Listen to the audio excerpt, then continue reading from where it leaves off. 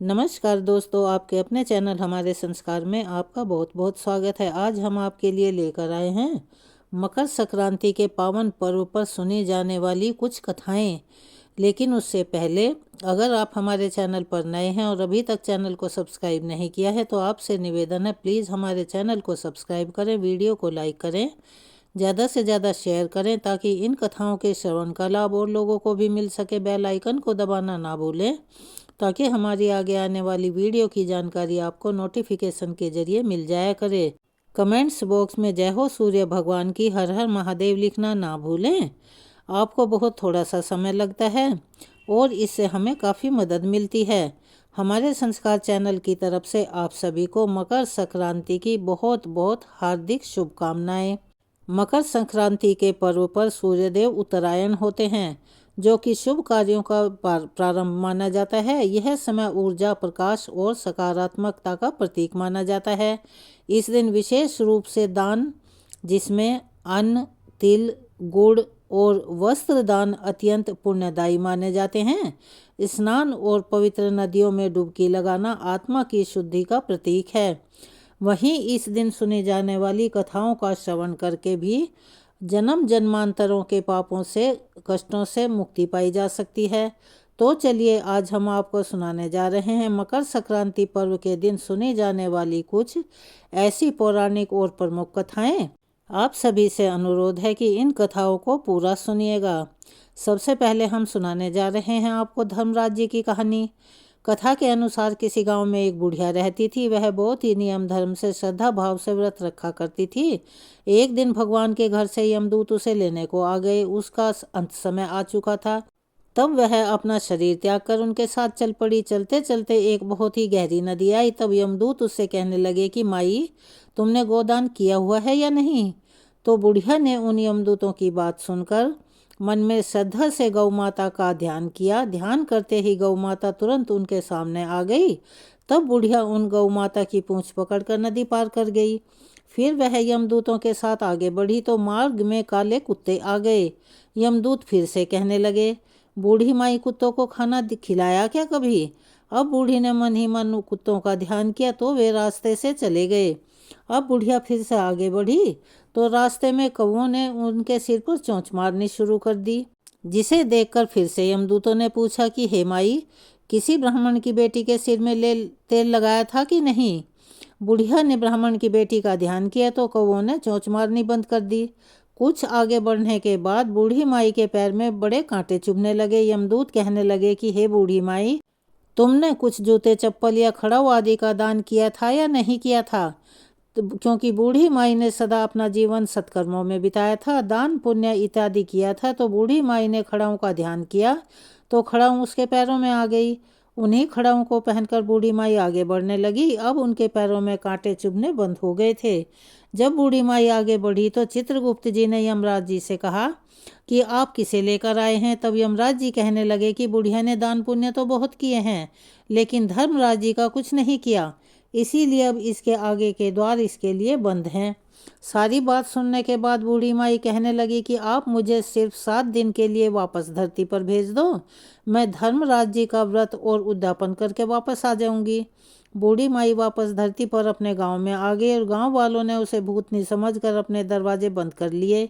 जब वह अपने घर गई तो उसके बहू बेटे ने भी दरवाजे बंद कर दिए और घर के अंदर बैठ गए, जिसे देखकर बूढ़ी माई कहने लगी कि मैं भूतनी नहीं हूँ, मैं तो धर्मराज जी की आज्ञा से वापस धरती पर केवल 7 दिनों के लिए ही आई हूँ। इन 7 दिनों में धर्मराज जी का व्रत और उद्यापन करूंगी, जिससे मुझे परलोक में जगह मिल जाएगी। बूढ़ी माई की बातों से आश्वस्त होकर उनके बेटे बहू उसके लिए पूजा करने लगे। सारी सामग्री एकत्रित की, लेकिन जब बूढ़ी माई कहानी कहने लगी तब वह हुंकारा नहीं भरते। फिर से बूढ़ी माई फिर अपनी पड़ोसन के पास गई और उसे धर्मराज जी की कहानी सुनाई। पड़ोसन ने कहानी सुनते समय हुंकारा भरा। 7 दिन की पूजा, व्रत और उद्यापन के बाद धर्मराज जी बूढ़ी माई को लेने के लिए वापस विमान भेजते हैं। स्वर्ग का विमान देखकर उनके बेटे बहुओं को सारे गांव वाले स्वर्ग जाने को तैयार हो गए, जिसे देखकर बूढ़ी माई कहने लगी कि तुम सब कहाँ तैयार हो रहे हो? मेरी कहानी तो केवल मेरी पड़ोसन ने सुनी है, इसीलिए यही साथ जाएगी। सारे गांव वाले बूढ़ी माई से धर्मराज जी की कहानी सुनाने का आग्रह करने लगे। तब बूढ़ी माई ने उन्हें कहानी सुना दी। कहानी सुनने के बाद सारे गांववासी उसी विमान में बैठकर बूढ़ी माई के साथ ही स्वर्गलोक को चले गए। तब धर्मराज जी कहने लगे कि मैंने तो विमान केवल बूढ़ी माई के लाने के लिए भेजा था। तब बूढ़ी माई ने उन्हें बताया कि हे धर्मराज जी, मैंने जो भी पुण्य किए हैं उसमें से आधा भाग आप गांव वालों को भी दे दीजिए। इस तरह से बूढ़ी माई से प्रसन्न होकर धर्मराज जी ने गांव वासियों को भी स्वर्ग में जगह दे दी। धर्मराज महाराज जी की, जैसे आपने बूढ़ी माई के साथ सभी गांव वालों को स्वर्ग में जगह दी, उसी तरह से हमें भी देना। यह कहानी सुनकर हुंकारा भरने वालों को, कहानी कहने वालों को और सुनने वालों को भी वहीं स्वर्ग में जगह देना। चलिए प्रेम से बोलिए धर्मराज महाराज जी की जय, यमराज महाराज की जय। अब हम आपको सुनाने जा रहे हैं पोपाबाई की कहानी। किसी गांव में एक बहन और भाई रहा करते थे। भाई का तो विवाह हो चुका था, लेकिन उसकी बहन अभी कुंवारी थी, उसका विवाह नहीं हुआ था। बहन का नाम पोपाबाई था। पोपाबाई हमेशा व्रत और नियम किया करती थी। एक दिन उसके भाई भाभी ने उससे शादी करने के लिए कहा। तब उसने कहा शादी करने के लिए मना कर दिया। अपने भाई भाभी से कहने लगी कि मेरे रहने के लिए आप गांव के बाहर एक झोपड़ी बनवा दो, मैं उसी में रहकर अपना सारा जीवन बिता लूंगी, लेकिन विवाह नहीं करूंगी। फिर वह सभी गांव वालों से कहने लगी कि गांव वालों, आप लोग अपने गाय और बछड़ों को मेरे झोंपड़े के पास चरने के लिए छोड़ दिया करना, मैं सभी के गाय बछड़ों की देखभाल कर लूंगी। फिर जो भी तुम्हारा बचा हुआ खाना होगा मेरे पास भेज दिया करना, मैं वही खाकर रह लूंगी। इस तरह बहुत दिन बीत गए। एक दिन उस देश का राजा शिकार खेलने को जा रहा था। उसकी नज़र गांव के बाहर बने पोपाबाई के झोंपड़े पर पड़ी। राजा झोंपड़े के पास जाकर आवाज़ लगाने लगा, अरे यहाँ कौन रहता है? जब उसे अंदर से कोई भी उत्तर नहीं मिला तो झोंपड़े के दरवाजे को ही खटखटाने लगा। खटखट की आवाज़ सुनकर पोपाबाई ने अंदर से ही पूछा कि बाहर कौन है? बार बार दरवाज़ा क्यों खटखटा रहे हो? क्या कोई काम है? तब राजा ने बाहर से उत्तर दिया कि मैं इस देश का राजा हूँ, मैं तुम्हारे साथ विवाह करना चाहता हूँ। सुनकर पोपाबाई कहने लगी, अपने महल को लौट जाओ, मैं पराये पुरुष का मुँह तक नहीं देखती। लेकिन राजा ने उसकी बात पर ध्यान नहीं दिया और वह बलपूर्वक पोपाबाई को उठाकर अपने घोड़े पर बिठाकर अपने महल की ओर चल पड़ा। पोपाबाई ने राजा को शाप दे दिया, राजा जा, तेरा राजपाट सब नष्ट हो जाएगा। महल में पहुंचकर राजा ने अपनी रानियों से सारी बात कही। सारी बातें सुनकर रानियों ने राजा से अनुरोध किया कि पोपाबाई को सही सलामत उनके झोंपड़े पर ही छोड़ाओ।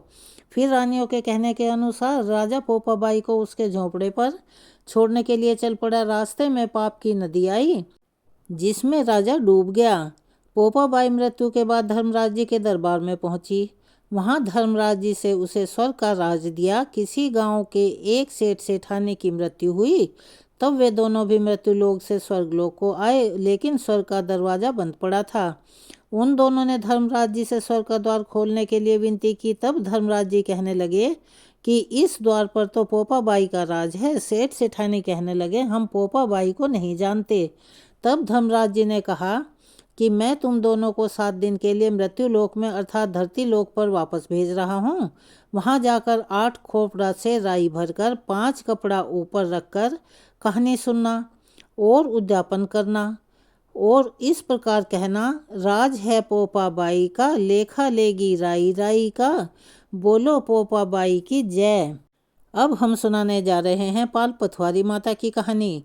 एक बार पाल माता, पथवारी माता और विनायक जी में खुद को बड़ा बताने के लिए बहस हो गई। तीनों ही अपने आप को एक दूसरे से बड़ा साबित करने में तुले हुए थे। उनका विवाद इतना बढ़ गया, तभी वहां से एक ब्राह्मण का लड़का गुजरा। तीनों ने उसे रोक लिया और कहने लगे कि लड़के बताओ, हम तीनों में से कौन बड़ा है? लड़का कहने लगा, अभी तो मैं किसी जरूरी काम से जा रहा हूँ, कल आकर आपको इस बारे में बताऊंगा। लड़के ने घर आकर सारी बात अपनी माँ को बताई। माँ ने कहा, बेटे को सीख दी कि बेटा तुम किसी को भी छोटा मत बताना। अगले दिन लड़का पाल पथवारी और विनायक जी के पास पहुंचा और कहने लगा, पाल माता, आप तो हर व्यक्ति से बड़ी हो। सभी व्यक्ति आते हैं, स्नान ध्यान करते हैं और जाते समय आपको पैर की ठोकर देकर जाते हैं, फिर भी आप किसी पर नाराज नहीं होती। फिर पथवारी माता से कहने लगा, पथवारी माता, आप भी बड़ी हो, क्योंकि कोई भी व्यक्ति कितने भी तीर्थ कर ले, धर्म ध्यान कर्म कर ले, पर वापस आने पर आपकी पूजा किए बिना उसका कार्य पूर्ण नहीं होता। फिर लड़के ने गणेश जी से यानी विनायक जी से कहा कि प्रभु आप भी तो बड़े हैं, क्योंकि आप सभी देवताओं से पहले पूजनीय हैं। आपका ध्यान किए बिना कोई भी काम सिद्ध नहीं होता। लड़के की बात सुनकर तीनों प्रसन्न हो गए और कहने लगे, लड़के तूने तो अपनी चतुराई से हम तीनों को ही बड़ा बना दिया। हमारा आशीर्वाद सदा तेरे साथ रहेगा। ऐसा कहकर उन्होंने जो के कुछ दाने लड़के को दे दिए। लड़का सोचने लगा, यह तो घाटे का सौदा रहा। इतना अच्छा न्याय किया, अपना समय भी बर्बाद किया और बदले में क्या मिला? जौ के दाने। लड़का घर पहुंचा और बेमन से जौ वाला अंगोछा कोने में रख दिया। माँ अंगोछा समेटने लगी तो उसमें जौ के जो दाने थे उसकी जगह चमचमाते हीरे मोती गिरने लगे। माँ हैरान हो गई। लड़के से पूछा तो बेटे ने सारी बात बता दी। सुनकर माँ बेटों की खुशी का ठिकाना नहीं रहा। दोनों बहुत खुश हुए और आनंद से रहने लगे। भगवान पाल पथवारी माता विनायक जी महाराज ने जिस प्रकार ब्राह्मण के लड़के को आशीर्वाद दिया, ऐसा आशीर्वाद इस कथा को कहने वाले, सुनने वाले, हुंकारा भरने वाले सभी भक्तों को देना। पथवारी माता की एक और कहानी अति प्रचलित है। इस कहानी के अनुसार एक बार पथवारी माता पाल पर बैठी थी, तभी दो व्यापारी वहां पर आए। उनमें से एक के पास गाड़ी में नमक था, दूसरे के पास चीनी। पथवारी माता ने दोनों से पूछा कि तुम्हारे पास क्या है? दोनों ने सोचा पथवारी माता कहीं उनसे मांग न ले, इसलिए उन्होंने झूठ बोल दिया। चीनी के व्यापारी ने कहा, मेरे पास तो नमक है। और जिसके पास नमक था वो कहने लगा, मेरे पास चीनी है। ऐसा कहकर दोनों वहां से चले गए। थोड़ा आगे चलने के बाद जब दोनों ने अपना सामान देखा तो हैरान रह गए। जिस व्यापारी के पास चीनी थी वह नमक बन गई और जिस व्यापारी के पास नमक था वह चीनी बन गया। दोनों व्यापारी एक दूसरे से झगड़ा करने लगे, एक दूसरे पर अपना सामान बदलने का आरोप लगाने लगे। तभी वहां पर एक व्यक्ति आया, उसने झगड़े का कारण पूछा। तब व्यापारियों ने सारी बात बता दी। उस व्यक्ति ने पूछा, क्या रास्ते में तुम्हें कोई मिला था? तब उन्होंने बताया कि पाल पर एक पथवारी नाम की बुढ़िया मिली थी। इस पर वह व्यक्ति कहने लगा कि यह उसी बुढ़िया का काम है, तुम उसी के पास जाओ, तुम्हारा समाधान वहीं पर होगा। दोनों को अपनी भूल का एहसास हुआ कि हमने झूठ बोला था, शायद इसीलिए हमारे साथ ऐसा हुआ है। फिर दोनों व्यापारी पथवारी के पास गए और कहने लगे, पथवारी माता, हमने आपसे झूठ बोला था, हमें क्षमा कर दो। हमारा सामान जैसा था पहले वैसा ही कर दो। पथवारी माता ने फिर दोनों को क्षमा कर दिया और उनका सामान वापस जैसा पहले था वैसा ही हो गया। तो चलिए एक बार मेरे साथ प्यार से बोलिए, पथवारी माता की जय। अब हम आपको सुना रहे हैं राई बाई की कहानी। एक बार दो माँ बेटियां थी। बेटी का नाम राई था, वह बहुत सुंदर और सुशील थी। भगवान कृष्ण की बड़ी सच्ची और बहुत बड़ी भक्त थी। एक बार भगवान कृष्ण उसकी परीक्षा लेने के लिए डासरिया बेचने वाले बनकर आए। आवाज लगाने लगे। राई अपनी माँ से कहने लगी, माँ मुझे भी डासरिया चाहिए। माँ बोली, मेरे पास पैसे कहाँ से लाऊं? बाजरी पड़ी है, वह ले जा। बाजरी के भगवान ने फूंक मारी तो वह फूंक उड़कर राई की आंख में लग गई। जोर जोर से राई रोने लगी। भगवान वहां से अंतर्ध्यान हो गए। फिर वैद्य का रूप धारण करके वहां आए और आवाज देने लगे। राई की माँ बाहर आई और बोली, वैद्य जी, मेरी बेटी की आंख में फूंस गिर गया है, उसे निकाल दो। वैद्य बने भगवान बोले कि माँ, मैं अगर फूंस निकालूं तो उसका विवाह मेरे साथ करना पड़ेगा। राई की माँ तैयार हो गई, सगाई कर दी। कार्तिक शुक्ल 11 के दिन विवाह निश्चित हो गया। अब माँ सोचने लगी कि बेटी को मैं क्या दूंगी। सोने की दुकान पर जाकर बोली कि मेरी राई के लिए लौंग और बिछिया गढ़ दे। सुनार कहने लगा, मेरे पास समय नहीं है, मैं तो कृष्ण भगवान के लिए गहने गढ़ रहा हूँ। हलवाई और बनिया जहाँ पर भी वह गई उसको वही जवाब मिला। फिर माँ घर पर आ गई। अब करे तो क्या करे। जब वह घर आई तो उसकी झोंपड़ी जो टूटी फूटी थी एक सुंदर महल में बदल चुकी थी और उसका तो आनंद ही आनंद हो गया था। ठाठ से विवाह की तैयारियां होने लगी। फिर भगवान बारात लेकर पधारे। माँ ने खूब ठाठ से राई का विवाह भगवान कृष्ण के साथ कर दिया। भगवान कृष्ण राई को लेकर द्वारका गए तो राई के महल में ही रहने लगे। दूसरी रानियां चिढ़ने लगी। सावन में राई पिहर गई। भगवान ने सोचा राई के तीज भेजूं। 7 जरी के बेस और 5 सोने के गुट्टे रख दिए। 2 हंसों को बुलाया और कहने लगे, सीधे राई के पिहर जाना, कहीं रुकना मत। राधा रुक्मणी को पता चला तो उन्होंने हंसों को अपने महल में बुलाया, कहा कि थोड़े मोती चुग लो। हंस वहीं आ गए और मोती चुगने लगे। उधर राधा रुक्मणी ने सारा सामान निकालकर उसमें फटे पुराने कपड़े और 5 कांटे बांध कर रख दिए और वह पोटली वापस हंसों को दे दी। हंस मोती चुगकर सामान लेकर राई के पास पहुंच गए। राई खुशी से नाचने लगी। जैसे ही पोटली खोली, पांचों उंगलियों में पांचों कांटे चुभ गए। राई बड़ी दुखी हुई। जैसे ही सावन खत्म हुआ तो भगवान राई को लेने के लिए आए। भगवान पास आए तो राई दूर दूर जाए।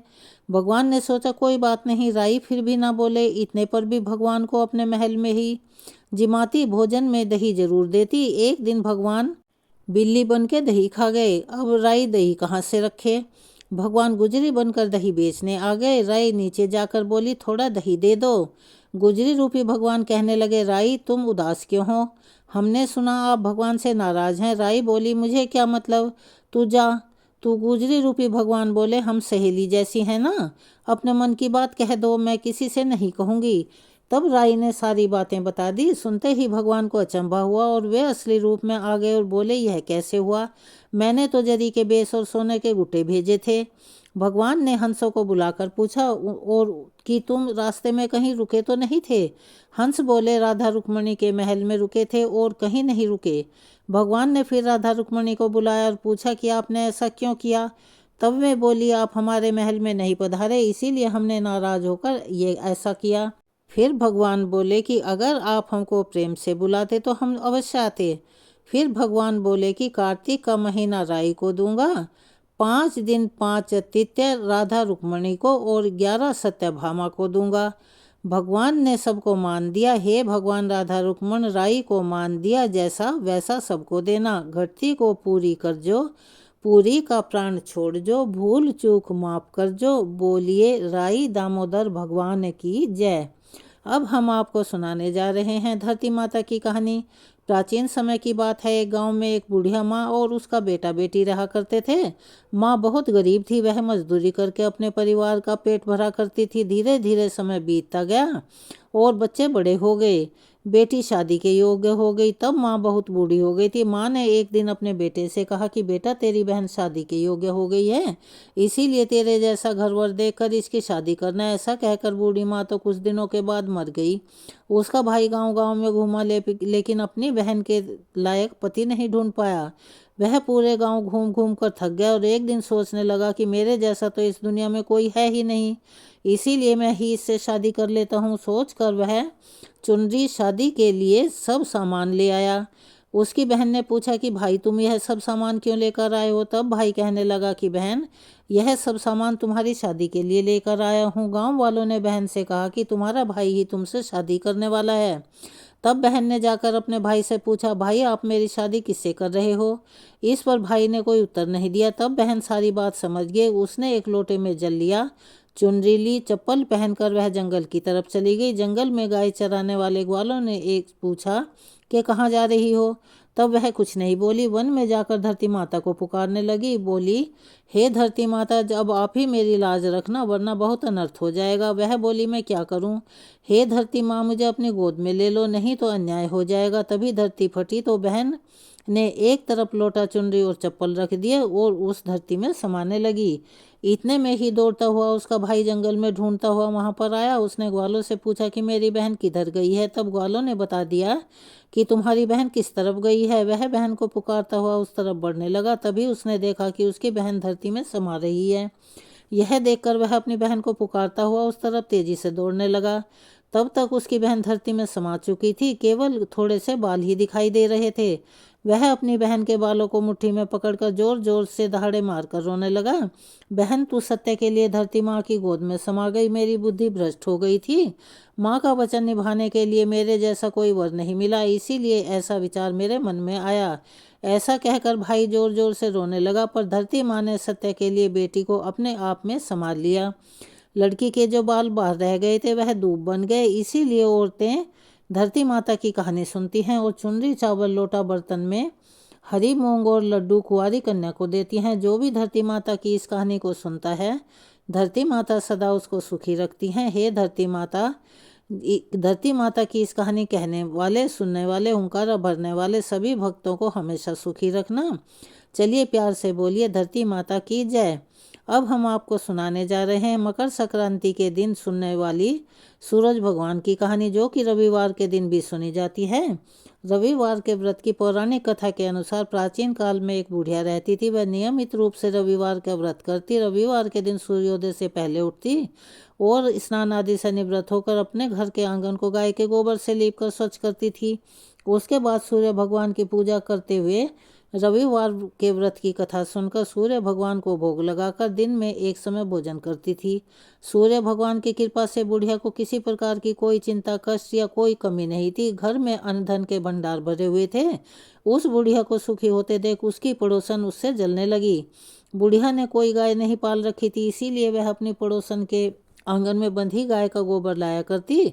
पड़ोसन ने एक दिन कुछ सोचकर अपनी गाय को घर के भीतर बांध लिया। रविवार को गोबर न मिलने से बुढ़िया अपना आंगन ना लीप सकी, ना खाना बना सकी, ना भगवान को भोग लगा सकी और ना ही उसने खुद भोजन किया।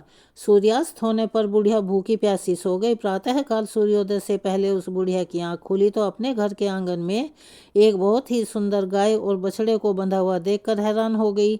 गाय को आंगन में बांधकर उसने जल्दी से उसे चारा लाकर खिलाया। पड़ोसन ने उस बुढ़िया के आंगन में बंधी हुई उस गाय और बछड़े को देखा तो यह उससे बर्दाश्त नहीं हुआ, वो और ज़्यादा जलने लगी। तभी गाय ने सोने को गोबर कर दिया। गोबर देखते ही पड़ोसन की आंखें फटी रह गई। पड़ोसन ने उस बुढ़िया को आसपास ना पाकर तुरंत उस सोने के गोबर को उठाया और अपने घर ले आई और अपनी गाय का साधारण गोबर उसकी जगह पर रखाई। सोने के गोबर से पड़ोसन कुछ ही दिनों में धनवान हो गई। गाय हर दिन सूर्योदय से पहले सोने का गोबर किया करती थी और बुढ़िया के उठने से पहले ही वह उसकी चालाक और ईर्ष्यालु पड़ोसन उस गोबर को उठाकर ले जाती और अपनी गाय का गोबर वहां रख जाती। बहुत दिनों तक बुढ़िया को सोने के गोबर के बारे में कुछ भी पता नहीं था। बुढ़िया पहले की तरह ही हर रविवार को भगवान सूर्यदेव का व्रत करती रही और कथा सुनती रही। लेकिन सूर्य भगवान को जब पड़ोसन की चालाकी का पता चला तब उन्होंने एक दिन जोर से आंधी चला दी। आंधी का प्रकोप देखकर बुढ़िया ने गाय और बछड़े को घर के भीतर बांध दिया। सुबह उठकर बुढ़िया ने घर के अंदर सोने का गोबर देखा तो उसे बड़ा अचंभा हुआ। उस दिन के बाद से बुढ़िया अपनी गाय को घर के भीतर ही बांधने लगी। सोने के गोबर से बुढ़िया कुछ दिनों में धनवान हो गई। उस बुढ़िया के धनी होने से पड़ोसन और भी बुरी तरह से जल भुनकर खाक हो गई। उसने अपने पति को समझा बुझाकर उस नगर के राजा के पास भेज दिया। सुंदर गाय को देखकर राजा बहुत खुश हुआ। उसने बुढ़िया की गाय अपने महल में बंधवा दी। सुबह जब राजा ने सोने का गोबर देखा तो उसके आश्चर्य का ठिकाना नहीं रहा। उधर सूर्य भगवान ने भूखी प्यासी बुढ़िया को इस तरह प्रार्थना करते देखा तो उस पर बहुत दया आई। उसी रात सूर्य भगवान ने राजा को स्वप्न में दर्शन कहा, राजन, बुढ़िया की गाय और बछड़ा तुरंत लौटा दो, नहीं तो तुम पर विपत्तियों का पहाड़ टूट पड़ेगा, तुम्हारा यह महल नष्ट हो जाएगा। सूर्य भगवान के स्वप्न से बुरी तरह डरकर राजा ने प्रातःकाल उठते ही गाय और बछड़ा बुढ़िया को वापस कर दिया। राजा ने बहुत सा धन देकर बुढ़िया से अपनी गलती के लिए क्षमा मांगी। राजा ने पड़ोसन और उसके पति को इस दुष्टता के लिए दंड भी दिया। फिर राजा ने पूरे राज्य में यह ढिंढोरा पिटवा दिया कि आज से सभी स्त्री पुरुष रविवार का व्रत किया करें। रविवार का व्रत करने से सभी लोगों के घर धन धान्य से भर गए। राज में चारों ओर खुशहाली छा गई। स्त्री पुरुष सुखी जीवन बिताने लगे और सभी लोगों के शारीरिक कष्ट भी दूर हो गए। हे सूर्य भगवान, जैसा आपने उस बुढ़िया का घर अन्न धन से भरा, उसी तरह से इस कथा को कहने वाले, सुनने वाले, हुंकारा भरने वाले तथा दूसरे लोगों को सुनाने वाले सभी के घर भरना। चलिए एक बार प्रेम से बोलिए, सूर्य भगवान की जय। अब आपको हम सुनाते हैं गौ माता की कथा। ऐसा माना जाता है कि यह कथा एक समय भीष्म पितामह ने युधिष्ठिर महाराज को सुनाई थी। दरअसल भीष्म पितामह का कहना था कि गाय का मूत्र और गोबर इतना गुणवान है, उसमें इतने गुण हैं, इससे हर रोग का निवारण हो सकता है। इतना ही नहीं, इसमें माँ लक्ष्मी जी का भी वास होता है, इसीलिए इसे बहुत ही शुभ माना जाता है। हमारे हिंदू धर्म में गाय को माता का दर्जा दिया जाता है। कुछ लोग इसे गाय माँ और कुछ गौ माता के नाम से भी जानते हैं और पुकारते हैं। यहाँ तक कि अगर हम शास्त्रों का इतिहास देखें तो गाय भगवान कृष्ण को भी बहुत प्रिय थी, इसीलिए तो वे अपना अधिकतर समय अपनी गौओं के साथ ही बिताया करते थे। एक बार देवी लक्ष्मी जी ने मनोरूपी यानी बहुत ही अद्भुत रूप धारण करके गौओं के एक झुंड में प्रवेश कर लिया और उनके इस अद्भुत सुंदर रूप को देखकर गौओं ने पूछा कि देवी आप कौन हैं और कहाँ से आई हैं। गौओं ने यह भी कहा कि आप पृथ्वी की अनुपम सुंदरी लग रही हो। तब गायों ने एकदम से कहा कि सच सच बताओ, आखिरकार तुम हो कौन और तुम्हें कहाँ जाना है, तुम यहाँ क्यों आई हो। तब देवी लक्ष्मी जी ने कहा, जो कि बहुत अद्भुत रूपधारी थी। उन्होंने विनम्रता से गौओं से कहा कि तुम सबका कल्याण हो, कि असलियत में मैं इस जगत में अर्थात संसार में लक्ष्मी के नाम से प्रसिद्ध हूँ और सारा जगत मेरी कामना करता है, मुझे पाना ही चाहता है। मैंने दैत्यों को छोड़ दिया था, इसीलिए वे सदा के लिए नष्ट हो गए, श्रीहीन हो गए। इतना ही नहीं, मेरे आश्रम में रहने के कारण इंद्र, सूर्य, चंद्रमा, विष्णु, वरुण तथा अग्नि आदि सभी देवता सदा के लिए आनंद भोग रहे हैं। इसके बाद देवी लक्ष्मी जी ने कहा कि जिनके शरीर में मैं प्रवेश नहीं करती वे सदैव नष्ट हो जाते हैं, और अब मैं तुम्हारे शरीर में ही निवास करना चाहती हूँ। लेकिन इसके बाद भी कथा समाप्त नहीं हुई, क्योंकि गौओं ने अभी तक माँ लक्ष्मी जी को अपनाया ही नहीं था। देवी लक्ष्मी जी इन सारी बातों को सुनने के बाद गौओं ने कहा कि देवी, आप बहुत चंचल हो, इसीलिए आप कभी कहीं ठहरती नहीं। इससे आपका बहुतों के साथ भी एक से ही संबंध है, इसीलिए हमें तुम्हारी इच्छा नहीं है। तुम्हारी जहाँ भी इच्छा हो तुम चली जाओ। तुमने हमसे बात की, इतने में ही हम अपने आप को तुम्हारी कृतार्थ यानी तुम्हारी आभारी मानती हैं, लेकिन हम तुम्हें अपनाना नहीं चाहते। गौओं के ऐसा कहने पर देवी लक्ष्मी ने कहा कि यह तुम क्या कह रही हो, मैं तो दुर्लभ और सती हूँ, यानी तुम मुझे पाना आसान नहीं है, फिर भी तुम मुझे स्वीकार नहीं कर रही हो। आखिरकार इसका कारण क्या है? यहाँ तक कि देवता, दानव, मनुष्य आदि सब कठोर तपस्या करके मेरी सेवा का सौभाग्य प्राप्त करते हैं, इसीलिए तुम भी मुझे स्वीकार करो। और वैसे भी इस संसार में ऐसा कोई नहीं है जो मेरा अपमान करता हो। सभी मुझे चाहते हैं, सभी मुझे प्राप्त करना चाहते हैं।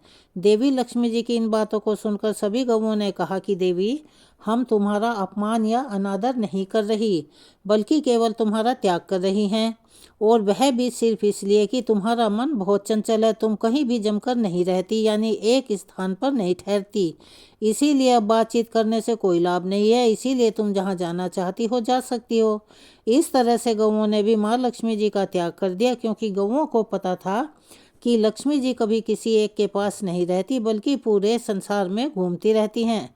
फिर भी महालक्ष्मी जी ने हार नहीं मानी और इतना सब होने के बाद भी अपनी बात जारी रखी। आखिरकार देवी लक्ष्मी जी ने कहा, गौओं, तुम दूसरों का आदर लेने वाली हो, और अगर मुझे तुमने त्याग दिया तो सारे जगत में मेरा अनादर होने लगेगा। इसीलिए तुम मुझ पर भी अपनी कृपा करो। मैं तुम सबसे केवल सम्मान ही चाहती हूँ।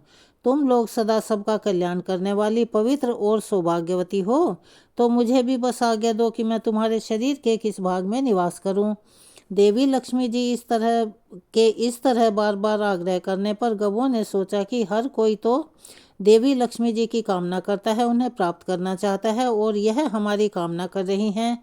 तो गौओं का मन भी बदल गया। तब गौओं ने कहा, हे यशस्विनी, हमें तुम्हारा सम्मान अवश्य ही करना चाहिए, इसीलिए अब तुम हमारे गोबर और मूत्र में निवास करो, क्योंकि हमारी यह दोनों वस्तुएं ही परम पवित्र हैं। तब माँ लक्ष्मी जी ने कहा, धन्यवाद और धन्य भाग मेरे, जो तुम लोगों ने मुझ पर अनुग्रह किया, यानी मेरे प्रति इतनी कृपा दिखाई। अब तो मैं ऐसा अवश्य ही करूंगी, मैं सदैव तुम्हारे गोबर और मूत्र में निवास करूंगी। हे सुख देने वाली गौओं, तुमने मेरा मान रख लिया, इसीलिए तुम्हारा भी कल्याण हो। बस यही कारण है कि गौ माता की इन दो वस्तुओं को लक्ष्मी जी का ही रूप समझा जाता है। पद्म पुराण के अनुसार गाय के मुख में चारों वेदों का निवास है। उनके दोनों सींगों में भगवान शंकर और भगवान विष्णु सदा विराजमान रहते हैं। गाय के उदर में कार्तिकेय, मस्तक में ब्रह्मा जी, ललाट में रुद्र, सींगों के अग्रभाग में इंद्र, दोनों कानों में अश्वनी कुमार, नेत्रों में सूर्य और चंद्र, दांतों में गरुड़, जिह्वा में सरस्वती, अपान में सारे तीर, मूत्र स्थान में गंगा जी, रोमकूपों में ऋषिगण, पृष्ठ भाग में यमराज, दक्षिण पार्श्व में वरुण और कुबेर, वाम पार्श्व में महाबली यक्ष, मुख के भीतर गंधर्व, नासिका के अग्रभाग में सर्प, खुर के पिछले भाग में अप्सराएं स्थित हैं। भविष्य पुराण, स्कंद पुराण, ब्रह्मांड पुराण, महाभारत में भी गौ के अंग प्रत्यंग में देवी देवताओं की स्थिति का वर्णन मिलता है। गौओं का समूह जहाँ बैठकर आराम से सांस लेता है, उस स्थान की न केवल शोभा बढ़ती है, बल्कि वहाँ का सारा पाप भी नष्ट हो जाता है। तीर्थों में स्नान दान करने से, ब्राह्मणों को भोजन कराने से, व्रत उपवास और जप तप और हवन यज्ञ करने से जो पुण्य मिलता है वही पुण्य गौ को चारा या हरी घास खिलाने से प्राप्त हो जाता है। ऐसा कहा जाता है कि जो मनुष्य प्रातःकाल स्नान करके गौ को स्पर्श करता है वह समस्त पापों से मुक्त हो जाता है। संसार के सबसे प्राचीन ग्रंथ वेद हैं और वेदों में भी गाय की महत्ता और उसके अंग प्रत्यंग में दिव्य शक्तियां होने का वर्णन मिलता है। गाय के गोबर में लक्ष्मी, गोमूत्र में भवानी, चरणों के अग्रभाग में आकाश, चारी देवता, रंभा की आवाज में प्रजापति और धन में समुद्र प्रतिष्ठित माने गए हैं। ऐसा माना जाता है कि गौ के पैरों में लगी हुई मिट्टी का तिलक करने से तीर्थ स्थान का पुण्य मिलता है। यानी सनातन धर्म में गौ को दूध देने वाला एक निरा पशु ही ना मानकर सदा से उसे देवी देवताओं की प्रतिनिधि माना गया है। इसीलिए गाय को गौ माता कहते हैं। किसी भी शुभ अवसर पर गौ माता की इस कहानी को सुनने से हजारों तीर्थों में स्नान करने का और जीवन भर किए गए समस्त पुण्य कर्मों का पुण्य एक ही क्षण में प्राप्त हो जाता है। यह थी गौ माता की कहानी। चलिए एक बार प्यार से बोलिए गौ माता की जय। अगर आप हमारे चैनल पर नए हैं, अभी तक चैनल को सब्सक्राइब नहीं किया है, आप सभी से निवेदन है प्लीज़ हमारे चैनल को सब्सक्राइब करें, वीडियो को लाइक करें, ज़्यादा से ज़्यादा शेयर करें ताकि इन कथाओं के श्रवण का लाभ और लोगों को भी मिल सके। आपसे आखिर में फिर वही अनुरोध है कि कथाओं को पूरा अवश्य सुनिएगा। कमेंट्स बॉक्स में जय श्री कृष्ण, हर हर महादेव लिखना ना भूलें। अपना प्यार और सहयोग हमें ऐसे ही प्रदान करते रहें। धन्यवाद।